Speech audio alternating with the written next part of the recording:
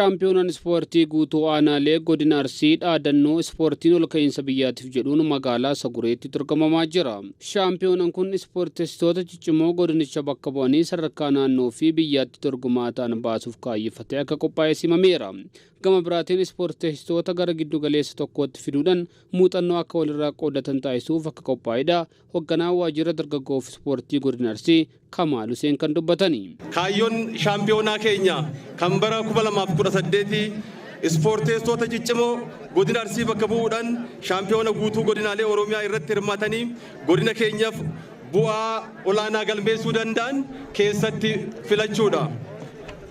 Lammaffaan gosoota ispoortii adda addaatiin aanaalee godina Arsii 28 keessatti gosoota ispoortii adda addaatiin shaakala taasifamaa tureen ispoortistoota giddugala tokkotti walitti fidnee ispoortii kana keessatti egaa hamilee jajjabeessuu kan ta'e ta'uu isaati jechuudha. Bulchaa itti aanaa fi walitti qabaan mana maree ispoortii godina Arsii Hirphaa Dhaabaa naamusa ispoortii eeguudhaan dorgommii kanaaf ispoortistoonni xiyyeeffannoo kennuun akka hirmaatan dhaamaniiru. Waggaa 2-3 darban kana gama kubbaa miilatiinis taphattoota gaarii horachuudhaan aanonni godina Arsii muraasni sadarkaa naannootti dorgomaa gaarii akka ta'an hojiin hojjetamaa jiru isa olaanaadha.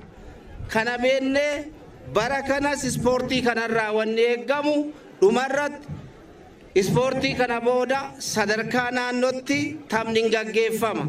Ispoortiin hin gaggeeffama. Ispoortii kanaaf immoo akka godinaatti taphattoonni gosoota ispoortii hundaan meedaa kanarratti filamu. Shaampiyoonaa guyyoota 15f turu kana irratti ispoortistoonni 1500 aanaalee godinichaa 25 fi bulchiinsa magaalaa 3 irraa walitti dhufan gosoota ispoortii